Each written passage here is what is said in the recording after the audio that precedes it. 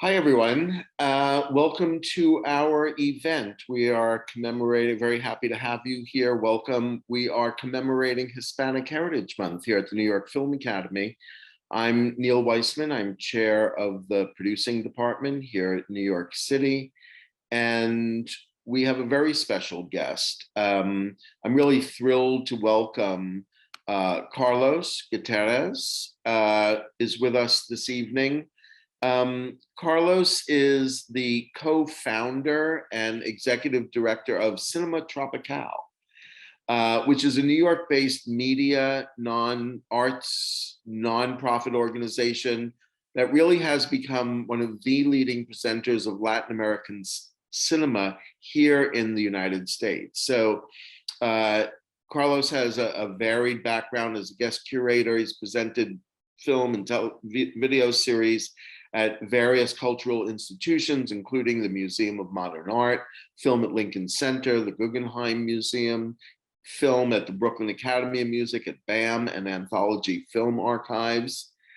In 2007, he co-curated the 53rd edition of the Robert Flaherty Film Seminar and serves as the co-director of Tucson's Cine Mexico Film Festival. Carlos is a contributing editor to Bomb Magazine, a member of Film Forum's board of directors. He served as a member of the jury for a variety of film festivals, including Seattle, Ashland, Margaret Mead, Docs, I assume Docs MX is Docs Mexico, and Austin Cine Las Americas. And has also served as an expert nominator and panelist for the Rockefeller Fellowship Program for Mexican Film and Media Arts, the Sundance Documentary Fund, Tribeca Film Institute's Latin American Media Arts Fund, and the Rolex Mentor and Protege Arts Initiative. So it is my distinct pleasure to welcome to the New York Film Festival. No, we're not at the New York Film Festival just yet. Too many festivals on my mind. We're at the New York Film Academy. Welcome, Carlos. Thank you, Neal. The New York Film Festival starts Friday. It's coming up. It's coming right up, but we're not quite there yet. So thank you very much for spending some time with us here at the New York Film Academy, Carlos. I'm thrilled. It's interesting. Carlos and I have known of each other for a good number of years, but we've only recently kind of been directly communicating. I'm just really thrilled to meet you finally and to have you here. And I thought maybe a good way to start is, our students are aspiring filmmakers and producers and writers and cinematographers, documentarians, looking to enter the industry when they move from film school into a professional life. So I thought maybe a good place to start is the Carlos story. How did Carlos get involved in this industry? And we can become a little familiar with you and your story. Good. Well, thank you so much, Neal, for the invitation, for the opportunity to share my experience, and also a small shout out to our dear colleague Tatiana Garcia, who's actually the link. And a little bit about me. I guess I have a funny story in the sense that I always wanted to work in film, but I always had it clear that I didn't want to make movies. So when it was time to decide what to study, I thought the only way that I could build a career on that was through film criticism. I was born and raised in Mexico. I studied in Mexico, so I studied communication and majored in journalism, thinking that criticism would be my gateway to working in film without making films. And then I graduated. I applied to a master's at in the cinema studies program here at NYU, and I moved to the city in 1996. And basically, the master's was eye-opening in terms of realizing that there were many other careers or roles that I could play in the film world besides production. And so that was kind of one aspect. And the other part was that meeting Monica Wagenberg, she's from Colombia. We became really good friends at a Brazilian cinema class with the wonderful Robert Stam, who's still teaching. He was a wonderful mentor. And we realized, Monica being from Colombia, me Mexican, we realized how little we knew about Latin American cinema in general. Of course, we knew the big names, but there's still a wealth of Latin American cinema that it's not, people don't know about it. And even in my case, having been working with Latin American cinema for over 20 years, I'm still learning all the time. The region has such a rich history, but it's really it's very limited what we know about it. So anyway, I graduated and I started working at the Mexican Cultural Institute here in the city, which was the cultural branch of the Mexican consulate. And I started with the role of director of film and performing arts. So my mission was to promote cinema and performing arts. And actually, it was like another master's, particularly because the Mexican Cultural Institute is a non-for-profit organization. So I learned so much about non-for-profit management. And Monica started working at the New York Film Festival and also in film distribution at New Yorker Film, which at the time was the most important distribution company for foreign cinema. And with experience of both, we decided to start a cine club at the Pioneer. We actually started a Pioneer Theater, which no longer exists here in the East Village. One day we knocked on the doors. They had just opened. We're talking 2000, 2001. And we told them, we want to program Latin American films. And they said, yeah, why not? Why don't you organize one screening and we'll take it from there. And then we have one screening of Martin Reckman's wonderful Silvia Prieto, which is still have the poster on my back, actually. And we sold out the screening with friends and colleagues. And after that, they let us program the theater. So we were doing weekly screenings there. And so this is before, and then you founded the company, the organization, Cinema Tropical. Yeah, so it was a very organic process. So we started as a cine club, so we were screening films every week, and back then mostly in 35 millimeters.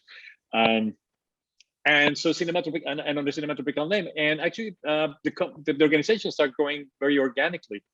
As I have to mention also one other thing. The second event that we organized, it was a special sneak preview of a Mexican film that I'm sure everybody has heard of, Amores Perros.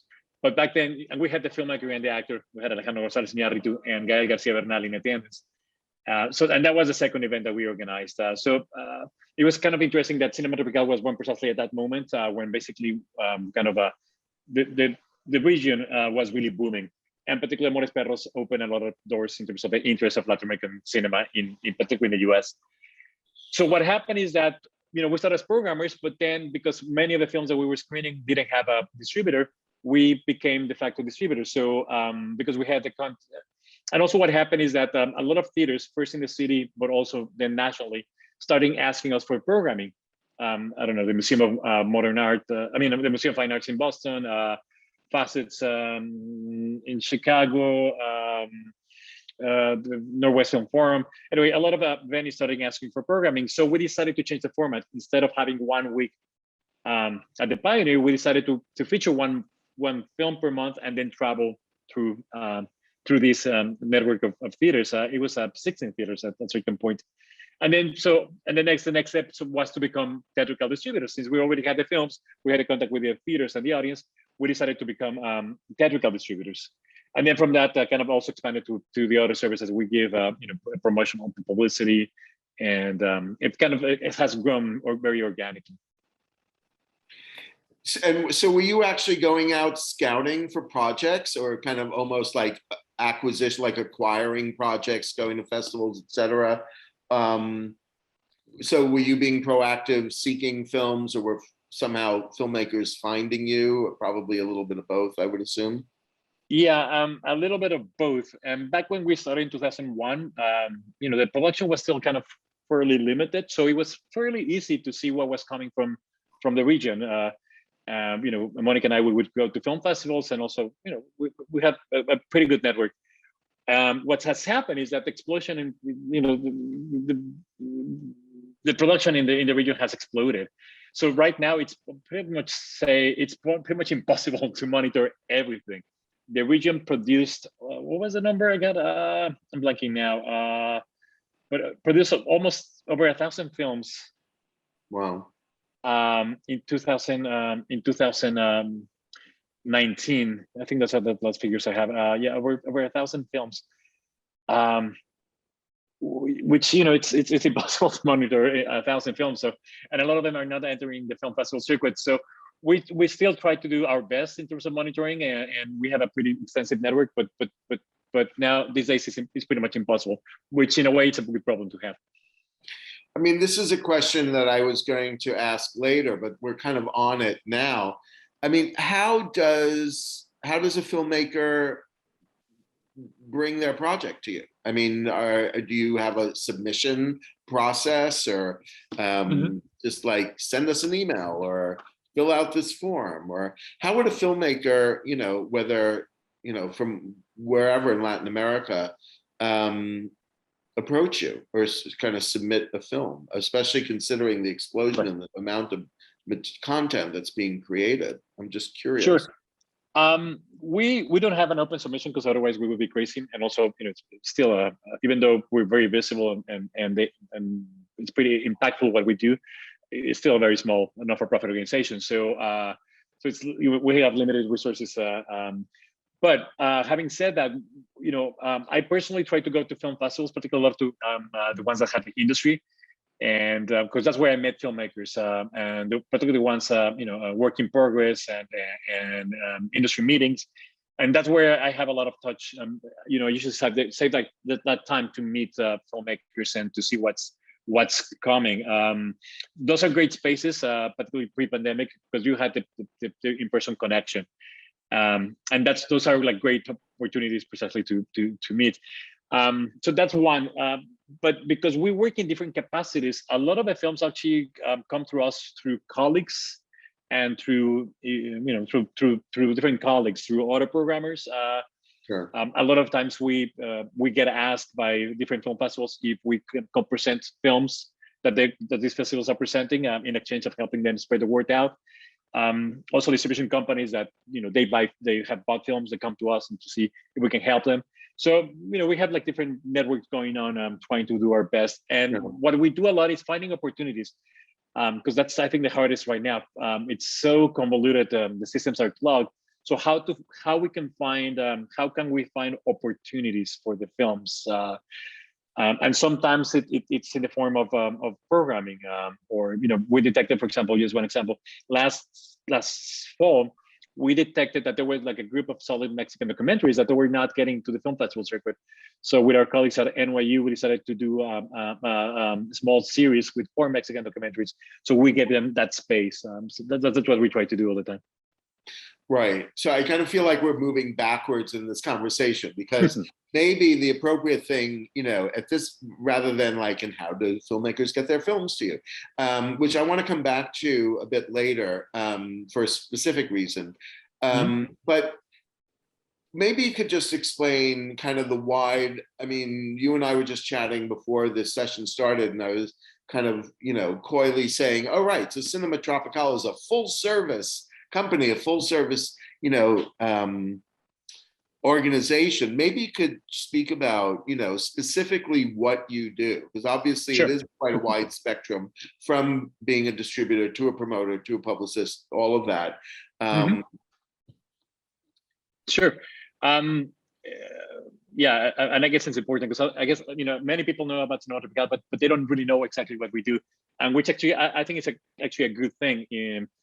But we have like 3 big areas of work. One is distribution. So we do theatrical releases. And we also do non-theatrical, and we have a catalog for universities. We sell universities, we sell films to universities, but mostly documentaries. And last year with the pandemic, we created our VOD channel, Tropical On Demand. So distribution is one thing. The second part is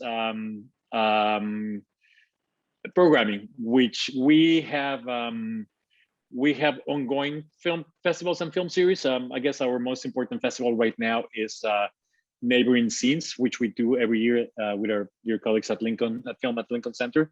That's a series that I program with my dear friend and colleague. Cecilia Barrio Nuevo from the Mar del Plata Film Festival, and we screen usually like 10, 15 films, contemporary films, and as a way to also give it space to these films. But then we have a series in Tucson. We launch a Cinema Tucson. We're doing monthly screenings of Mexican films. And then we do this special series like the one we did at NYU. Right now, actually, we have a 20th anniversary a special series with MoMA, with MoMA's virtual cinema. Okay. We're screening 20 debut films by key Latin American filmmakers that never got a theatrical run in New York. And so our programming is also like very, very wide and very diverse, and also includes co-presentations with film festivals, with Rebecca, with New York Film Festival, with New York Films, Human Rights Watch.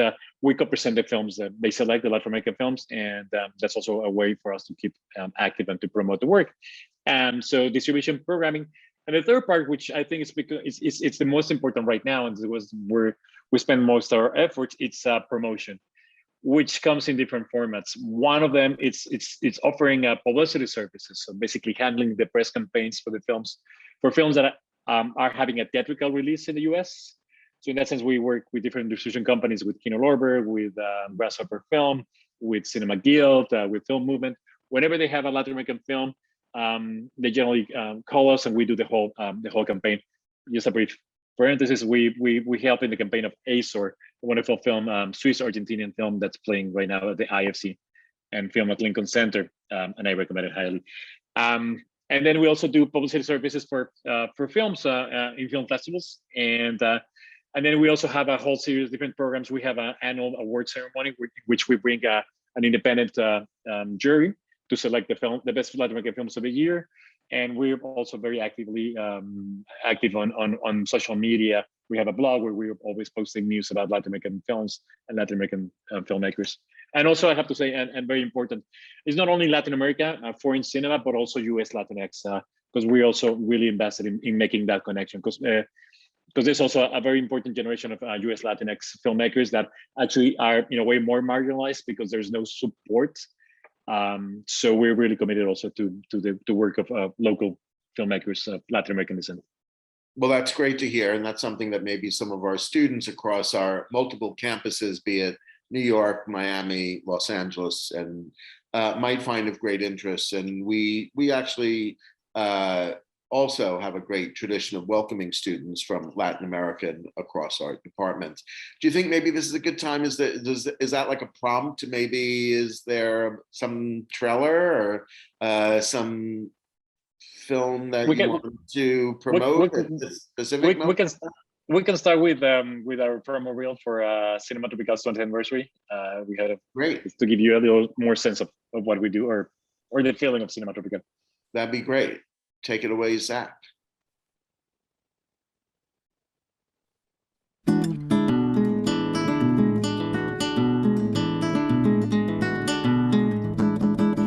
Prieto. Silvia Prieto.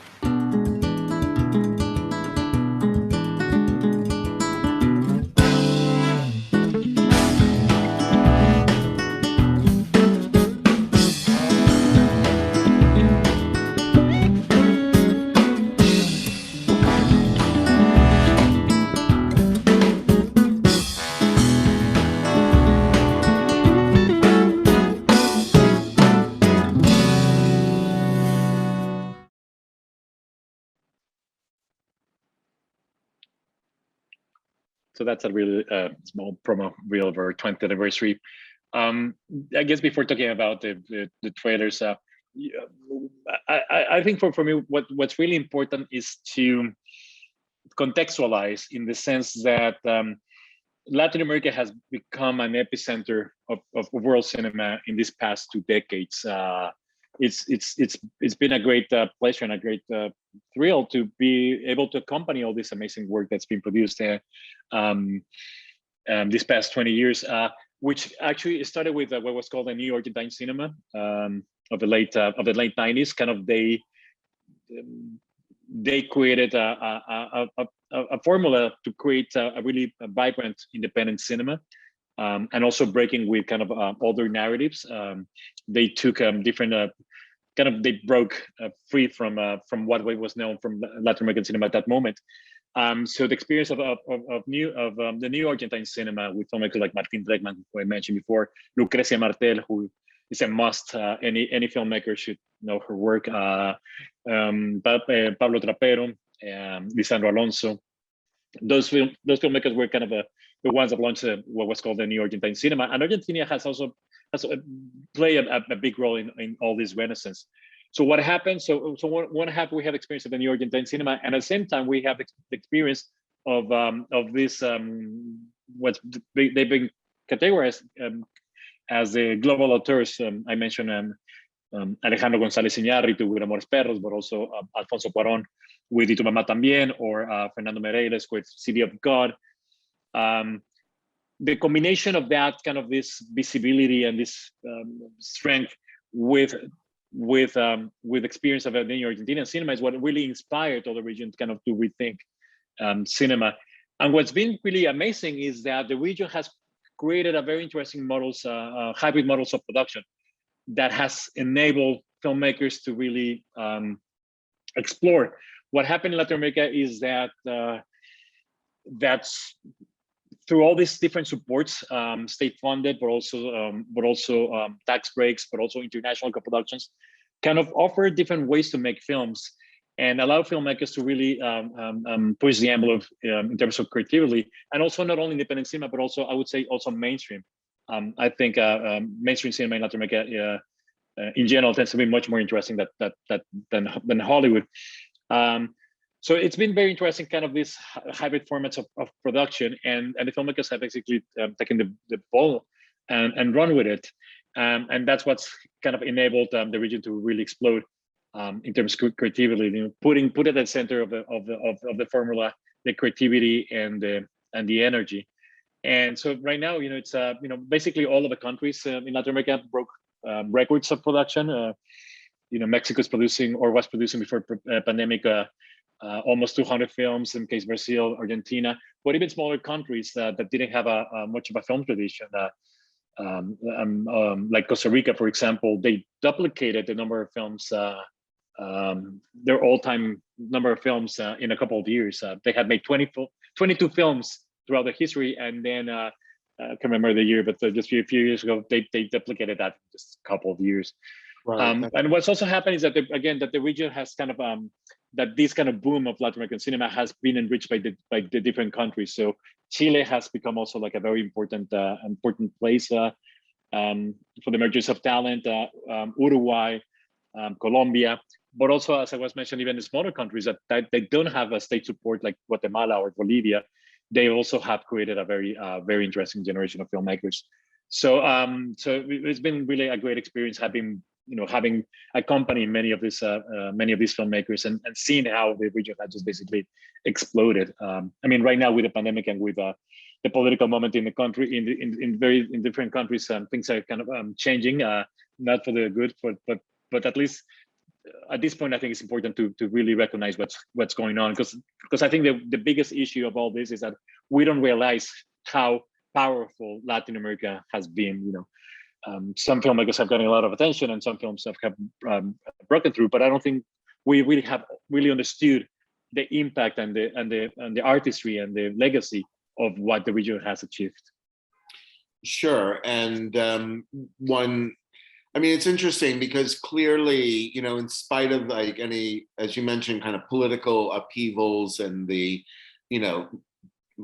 whole political side of what's happening in various companies or countries or what has happened over the past 20, 40 years is, it's interesting how probably, you know, the proliferation of Netflix is probably one of the most important drivers in terms of people realizing that, you know, making content is a truly a global effort, and it's a global initiative, and that your voices, you know, Latin American voices, you know, probably, I would think now more than ever, as well as other regions of the world, there's a global audience for it now. Those barriers have kind of broken down a lot. And I can only assume that has spurred on more content makers and more production, along the lines of what you're talking about. Actually, not necessarily.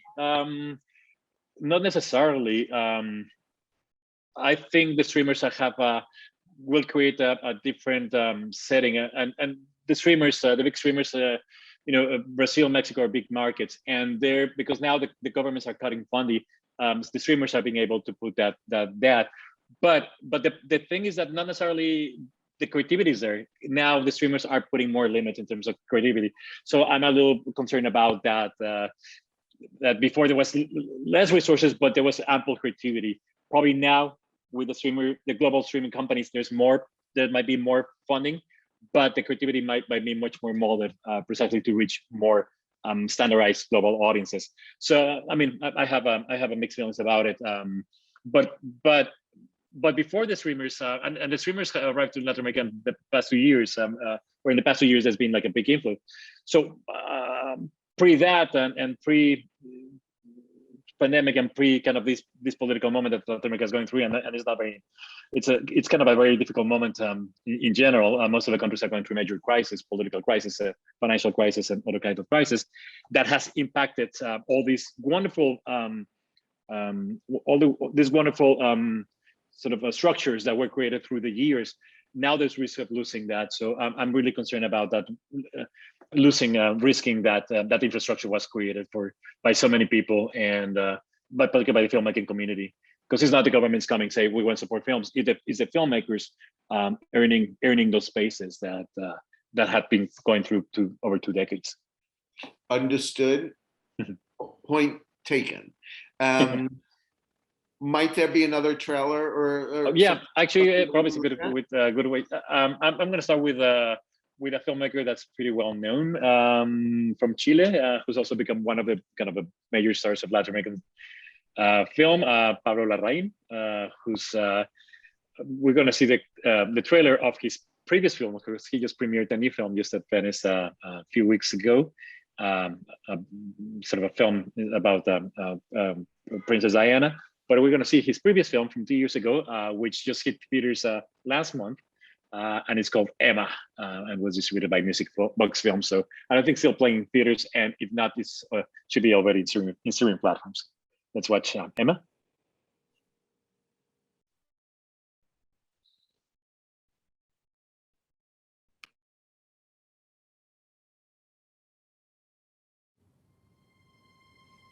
Nunca me vas a dar un hijo. Un hijo de verdad. Yo te di un hijo. De verdad. Tú lo tiraste por ahí. Así que es tu culpa, Gastón.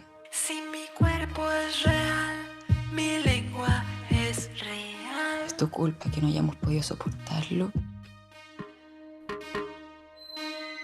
Y es tu culpa que a mí me duela todo el cuerpo. Yo no bebo ni. Y es tu culpa que la gente nos mire en la calle como si hubiéramos asfixiado a un perro con una bolsa de plástico. Tú le enseñaste al niño a prender cosas con fuego. Querías que quemara la casa. Mío. Vaya a volver con tu hijo, ¿verdad? Sos que debes ver entre tu cuerpo y el mío. Es lo correcto, ¿verdad? Hay universos que Si necesitáis que cometamos un crimen, nos llamáis. debes ver, debes ver. Zorra. Puedo escuchar a bailar esa música de mierda para hacerme encabronada a mí. Y ahora me gusta mucho más bailar. Caliente, loca, rica, moviéndome. Y están todos igual de calientes que yo. Es la vida, y yo te bailo la vida. Entre tu cuerpo y el mío hay universos que debes ver. Cuando tú sepas lo que yo estoy haciendo y por qué, te vas a horrorizar. ¿Por qué esperar? Horrorizan ahora.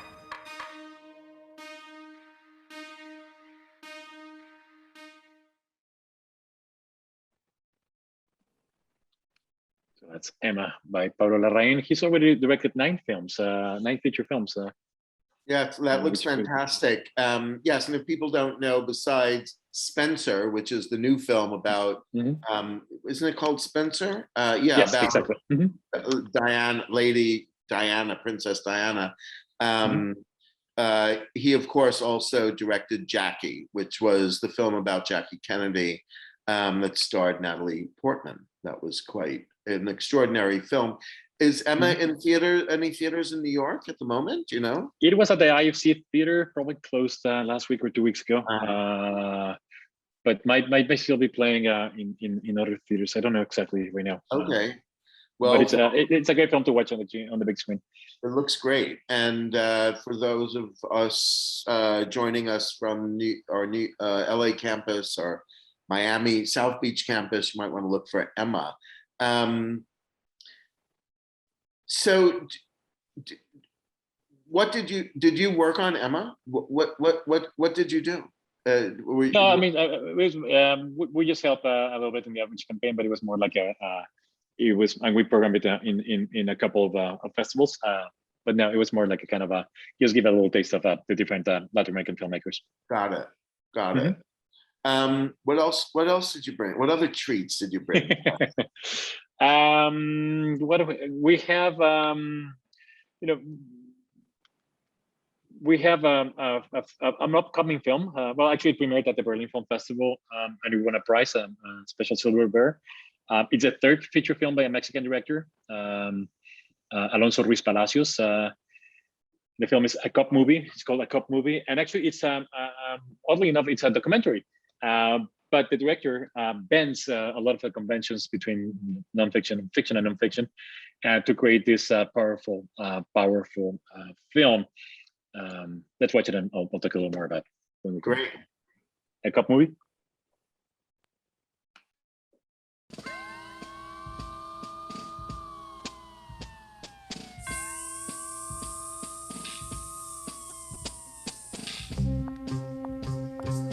Y sí, actuamos los policías. O podemos actuar con un perfil fuerte, un perfil débil. Fingimos dentro de la realidad, no fingimos dentro de la fantasía.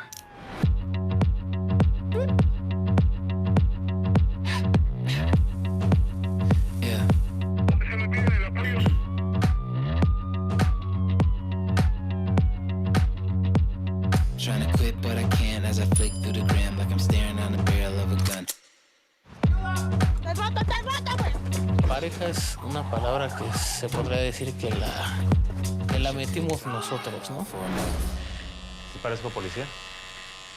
¿Qué se necesita para ser policía?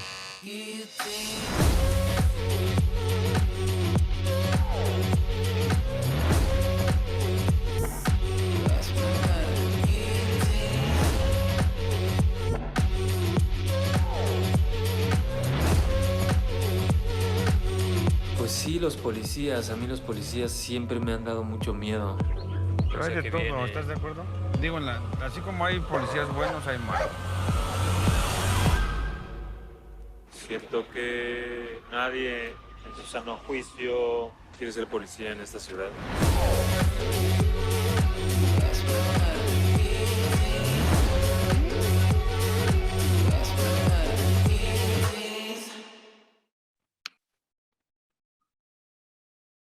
So this is the 3rd film by Alonso Ruiz Palacios. He directed Güeros and Museo, both of which won awards at the Berlin Film Festival. And it's a very interesting genre breaking, which involves reenactments, and it's kind of a really wild take on Mexican police. And it's going to be opening in theaters and Netflix in October. Yeah, that I'm in. That looks fantastic. And so it will be in theaters here in New York. And yeah, so I don't know exactly what theater, but yeah, it'll have a theatrical release followed by a VOD release. So it'll probably, for all of our LA viewers, probably be in Los Angeles as well, one would assume. That looks fantastic. And, we do have quite a prolific and pronounced documentary department here at the New York Film Academy. And I think even the chair of the documentary department might be one of our attendees today. I see a name in the box. Speaking of which, if anyone has any questions or comments for Carlos, you can absolutely feel free to put them in the Q&A. You can hit the Q&A button at the bottom of your Zoom screen. And we'd love to hear from our attendees, anyone with a question, a comment, etc. So what's, not to put you on the spot or anything, Carlos, but sure. What's your prognosis about the future of the theatrical motion picture industry? I mean, are you feeling, somewhat optimistic coming out of the pandemic, or people, are you planning? Are you just bracing for everything and anything and dealing with the uncertainty? What I'm curious, like, right. What do you, where do you fall on the spectrum? We have the sky is falling people to the eternal optimist to everything in between. Right, I think I'm more in between. But I would make that kind of a separation. I think on one hand, I think and I hope that we're gonna see a revival. Hopefully we'll see a golden era of cine clubs and micro cinemas, kind of in opposition to whatever you can stream at home. What I'm not so sure is about the 1 week theatrical run model, because that's been so hard. We need to find ways that people can film in theaters, but in a more flexible way, because I think that is a problem, that we're still tied to the opening weekend grosses. But then, so you have to invest all that money to have a certain amount of people to go see a film in a film weekend, and that's gonna determine their life. We need to find more flexible models that you can still screen films in the theaters, but that you can live in a longer run. Because otherwise, and that, so I'm very hopeful about the experience of watching films in theaters. I'm not so sure about the theatrical distribution as such, which still the hegemony of the tyranny, would call, of the opening weekend box office is brutal. Right. No, I think kind of what you speak is very actually, kind of encouraging and inspiring in a way, because rather than doom and gloom and the old, the old model is dead, but, everyone's just going to stay home and watch, their screen at home. I think it's just a question. It's actually a new opportunity, isn't it? And it's a space where, people can get creative, and yes, it won't be, on maybe quite the level of those big national releases and the grosses and, everything that we became accustomed to. But I share, certainly the enthusiasm for watching a movie on a big screen with a bunch of people. But maybe that business model needs to shift, and it needs to change to accommodate, new viewing habits and this kind of new film economy, et cetera. So it's actually, I think I'm with you. I think it's an opportunity, for a new iteration of what it is to go see a movie. Right. Also, because it's changing, and I'm talking about here as a publicist. We've worked with different films that being premiered in theaters recently. LA Times was previewing 5 films, and mostly films that also, now we're competing, and that's a big challenge right now in terms of the ecosystem in particular New York, but also in LA, the exhibition model, that now we're competing with the streamers. So the New York Times is reviewing films on streaming platforms the same way as so now the competition to get a New York Times or LA Times review has become more difficult than ever. So that's also having a direct impact in the exhibition ecosystem that's going to affect, sadly, smaller distribution companies. So yeah, so we need to be creative, how to still create relevance and validation for the films, finding more flexible ways. Well, we're going to look to you as a visionary to help us to lead the way, Carlos. We will follow you. might there be another goodie that you brought in terms of Sure. trailer? Sure. I just to just piggyback on the previous trailer. Just for me, it's I guess important also to mention that it's not only fiction that has exploded in Latin America, but also documentary and nonfiction cinema. The problem is that it's much more harder to export or to import to the U.S. basically documentary, because there's much more limited spaces for Latin American documentary. There's a little more spaces for fiction. Sorry about the New York soundtrack. And well, having said that, the next trailer, and this relates to also kind of the big explosion also in female directors. There's been also in this explosion a lot of female directors have also had the opportunity to build a career. So now we're going to see the trailer, and this also leads also to kind of these other countries that have lesser exposure. So we're going to see the trailer for Clara, Sola, a new film from Costa Rica by director Nathalie Alvarez Mesen, and we can talk a little more about when we come back.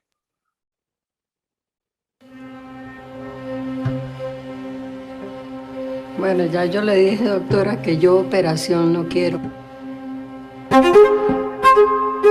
Con una cirugía, usted le va a dar mejor calidad de vida a Clara. Dios me la mandó así, así yo me la voy a dejar. Así, como una ola. Ma dice que todos tenemos que trabajar. ¿Y usted en qué trabaja? ¿Qué hace? Ma dice que trabajo para Dios. Clarita, denle la bendición al Señor.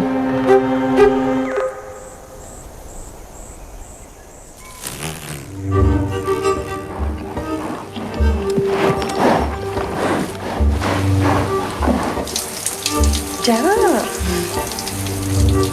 ¿Y usted cree en la Virgen? Puedo hacer lo que me dé la gana.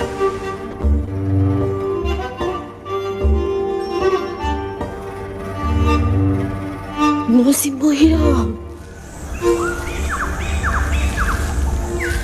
Ahora cadabra, patas de cabra. Clara, conviértese en algo. Escuche.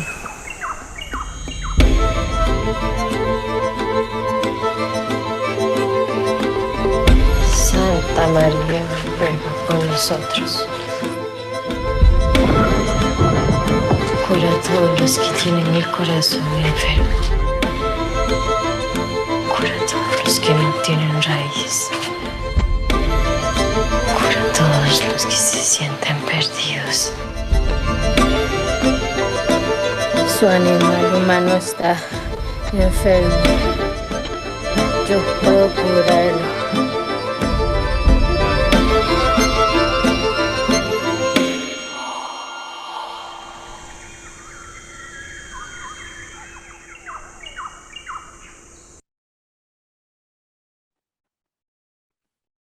Wow. It was Clara Sola by Nathalie Alvarez Mesen. So the film premiered at Cannes Directors Fortnight and got picked up for distribution. It's going to get a theatrical run. Might also look up pictures, so be on the lookout. And actually, Nathalie, she studied here film in New York City. She went to Columbia University, so she's a Latin American but local also. You know, there's such a vibrancy to certainly the material that you've been showing us, but you know, my experience of cinema for Latin America, it's so vibrant, but also it's such a large expanse. I mean, we're talking about so many. It's a continent and so many countries that such a wide variety of cinema. It's really so exciting. So there are a couple of questions that I think it's worth kind of mentioning. So in terms of this, here we are in North America, in the United States. I have a question, just in general, do you think Latinx and Hispanic representation in film is on the rise? It's kind of a broad question. Sure. I mean, I have to say I'm not too invested in terms of mainstream American media, and for sure, Latinx characters, actors, we have been completely underrepresented in American mainstream media. I mean, that's a given. There's much more pressure, of course, that's slowly starting, but I'm not too well versed on that area, because I think all of this is where you want to put your energy, and I think representation is important in many ways, but I'm invested more in validating and giving focus to key filmmakers, so that are in the margins, that will never or not, that the mainstream and the filmmakers are not interested in also working in the mainstream. So I'm more interested in those filmmakers. So yeah, there's still a big need for a larger push in American media representation of Latinx, but I think equally important is to showcase the wonderful filmmakers, U.S. Latinx filmmakers that exist, but that the work is still largely unknown. Which is the perfect segue to the next question, which is, who are those? Can you identify maybe a few, some Latinx filmmakers who, kind of deserve the kind of support, the attention, shine a light on them? We're here at a film school. I mean, this question was posed by an instructor who's integral in, where we're taking a good look at our curriculum and what are the films that we want to, make sure we're being inclusive. So are there some Latinx filmmakers that you'd like to kind of maybe give a shout out or? Totally. Totally. And before I mention the kind of the younger filmmakers, I think a very key filmmaker that has been largely overlooked is Lourdes Portillo. She's a veteran filmmaker, making films. She's been making films on and off for so many years, and I think she's a really, really important figure nationally, but also internationally. I've detected that her films have also influenced a lot of Latin American filmmakers. One of my favorite films of hers is The Devil Never Sleeps. Probably she's better known for Señorita Extraviada, Missing Young Woman. But I think Lourdes Portillo, she's a major figure of American cinema that's still very overlooked. And now from the younger generation, I highly, highly, highly recommend the work of Natalia Almada. I mean, all of these actually are documentarians, because there's more spaces actually in the documentary world in the US than fiction. But Natalia Almada has done an impressive work. She's actually won Sundance, the award for Best Director at Sundance twice for El General in 2009 or 9, I think. And this year with her new film called Users. And being a lookout for Users, which is touring in film festival circuit. I think it's a pretty impressive film. Another name, Rodrigo Reyes. His film, actually, his new film, 499. It's in theaters right now, and it's released by Cinema Guild. And it's also kind of a very powerful mixture of fiction and non-fiction cinema. And just to finish up a couple other names, it's interesting, like also, I don't know if you heard this documentary film 306 Hollywood, which won an award in Sundance and had some exposure. Even though it's about the filmmaker's Jewish grandmother, the filmmakers are actually Venezuelan American. The father is Venezuelan, so they're also Latinx filmmakers. And I think they're also doing that film 306 Hollywood. I think that was a kind of a very important film for the US, opening new doors for American documentary cinema. And just to close, Alex Rivera and Cristina Ibarra, I think they're also like key filmmakers. The latest film, The Infiltrators, also kind of banned the limits of documentary, doing reenactments in present time. It was kind of a very interesting combination of Great. That's really useful for us, and I'm going to, for everyone in all the audience, I will be in email communication with Carlos, and I'm going to issue a list of all of those filmmakers and those films, so we can use it as a bit of a resource, because it's actually vital for what we do here at the New York Film Academy. So stepping away now from the Latinx North America, I have a question particular about Peru. Asking, what's the latest out of Peru? Have you worked on projects? What's going on with your take on Peruvian filmmaking industry? We obviously have someone with a very vested interest, which is what it's all about. Sure. I was saying earlier how every country has acted differently, and some countries have been really active in terms of creating infrastructure. Colombia, I think it's a key country because they basically learned from what Mexico have done and Argentina and Brazil. But sadly enough, even though there's really important filmmakers, really key filmmakers in Peru, kind of the support, the needed support is not there. There's some kind of support, but not as much as the country needs. For many years there's been talk of a cinema law and more support to the filmmakers. But I think so. Despite of this support, there's some key filmmakers. More specifically, I had the pleasure to work with Juan Daniel Molero. Young filmmaker. He made this wild film called Videophilia, which actually was Peru's Oscar submission, but I think it's a wonderful, wonderful film, really breaking, pushing the envelope. But, I mentioned Juan Daniel Molero. Right now, there's another filmmaker who actually lives in the US, but he makes his films in Peru. Javier Fuentes León, he made a new film, Las Mejores Familias, The Best Families. Even though she doesn't live in Peru, but she's a Peruvian filmmaker. Claudia Llosa, she just premiered her new film, which also it's at Netflix, Fever Dream.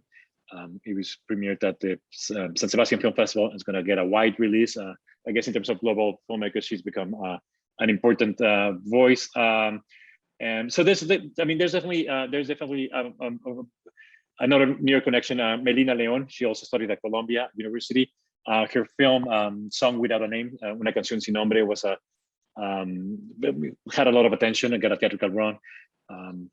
And so there's a wonderful ecosystem of filmmakers, but somehow hasn't come together in terms of like other countries, sadly, because I think that's the case in other countries like Bolivia too, that somehow the filmmakers are still kind of working more independently.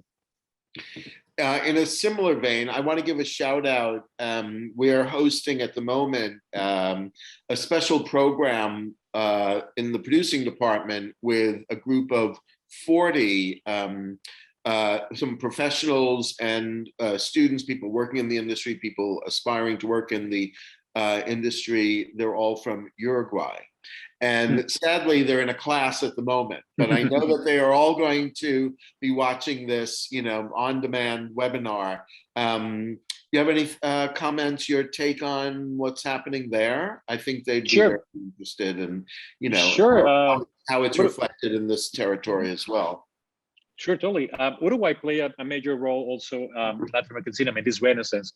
I mentioned the case of new Argentine cinema, but almost at the same time, there was also a new generation of filmmakers that were experimenting, and they were doing very interesting things. And one key film of that generation is 25 Watts, 25 Watts, which actually is we're including it at the MoMA series, which launched the career of many key talents of the filmmakers, Pablo Sola and Juan Pablo Revela. The producer, Fernando Epstein, who produced Monos. It's a film that got a lot of attention, a Colombian-Uruguayan co-production. Barbara Alvarez, a wonderful DP, and also Federico Beiroja, a wonderful director. So it really launched a very important generation of filmmakers. And Uruguay, despite it being a small country, 3 million people, has also played a key role. Now there's been a lot of kind of ups and downs more recently in terms of funding, but there's works. There's been films and filmmakers that have emerged. So Uruguay also has a very special place in this Latin American reemergence. Thank you for that. And actually, just actually at MoMA, in the MoMA series, out of the 20 films, 3 are from Uruguay. 25 Watts, I mentioned Federico Beiró, who is also screening his first film, Acné, from 2007. And we also screening La Perrera, The Dog Pound, by Manolo Nieto Sass, who has also a new film which premiered at Cannes. The new film is called the Employee and Employer, el patrón y el empleado. I think that's Spanish. So. We will keep an eye out for those films for sure. And everyone, I am serious. I'm going to compile a list of all the titles, all the filmmakers. I'm going to be back in touch with Carlos, and we'll put together a nice little list so we can see these movies. Is there anything else lurking in your trailer collection that you want to kind of finish off? Sure. Sure. To put on top of the sundae, the ice cream sundae. Sure. And just a little plug, I guess. In that sense, we're very active. So if you want to join our mailing list, you can go to our website and sign up. We have a weekly newsletter where we are listing all of the films that are in theatrical run, but also recommending other films and announcing our series. And yeah, and our website is also a good portal of information. We did a couple of polls with colleague film professionals in 2010 and 2020 last year, and we asked colleagues to give us their favorite films of the decade. So we have two full lists of the films of the best films from the aughts and the best films of the teens, according to film professionals, which is a good way for people who don't have much of an idea of Latin American cinema. It's a good way to jump in. And and they're very diverse listings in terms of more, more mainstream films and more independent. And just to close, we're gonna watch the trailer for also, another wonderful filmmaker that basically, I guess, has put Guatemala in the international map of cinema, even though, of course, there's other filmmakers in Guatemala doing interesting work.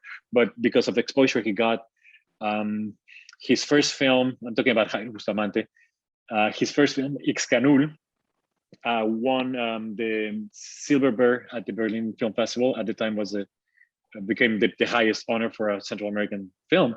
And he's directed 3 films. And we're going to watch the trailer for his latest film, La Llorona. And I'll talk about when we come back from it. So this is Jaime Bustamante, La Llorona.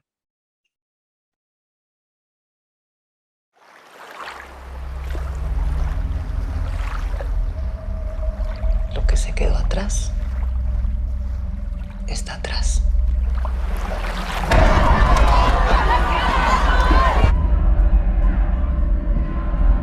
No penses en eso.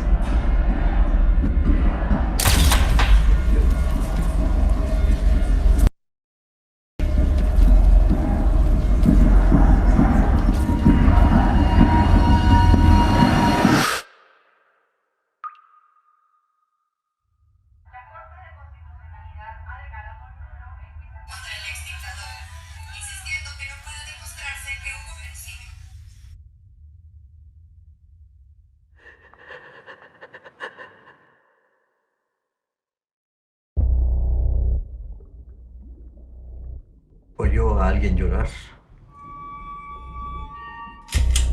هاي لا هاي كثير النم يكوخن كش كوخن شيء. Los sirvientes se quieren ir. Todos tienen miedo. Este encierro nos está enfermando. Mi papá a ti te contaba todo. Te prohíbo pensar eso. Es una invasión. ¿Cuándo nos irán a dejar en paz?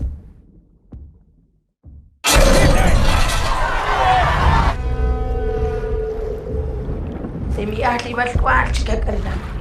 Rachno ka koshian. Shkokam chili. Shokyaka.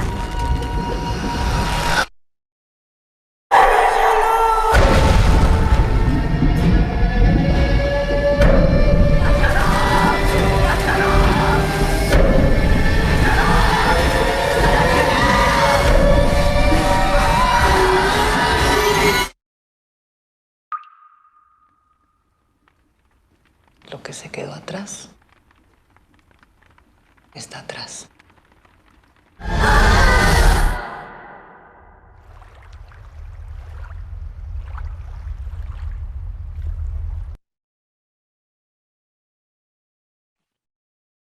So that was Jairo Bustamante's La Llorona. And so, as I mentioned, he directed 3 films: Ixcanul, Temblores, Tremors, and La Llorona, and the 3 are available for stream widely. Well, that's a good note to end on, so everyone can have sweet dreams and nightmares. I want to say thank you so much, Carlos. This was great, and I could not really think of a better way to commemorate Hispanic Heritage Month by looking at some films from Latin America and talking about Latinx films here in the States. So thank you so much. I really appreciate it, and I'm serious. We will put together a list of some of the titles and filmmakers that Carlos mentioned. I really appreciate your being here. This will not. Let's look to a more of an ongoing relationship with Cinema Tropical. We have a very enthusiastic and captive audience here at the New York Film Academy across our campuses. I also want to give a little bit of a shout out to, I think you mentioned Tatiana Garcia, who actually brought us together, who is with us tonight, actually. And Tatiana, thank you. Tatiana is a former employee of the New York Film Academy. She was the coordinator in the producing department a number of years ago, and is a producer in her own right and a very, very vibrant presence in Mexico City. So thank you, Tatiana. Thank you, Carlos. Let us see each other very soon again, and see you at the movies. Thank you. Thank you. Thank you, everyone, for attending. We appreciate it.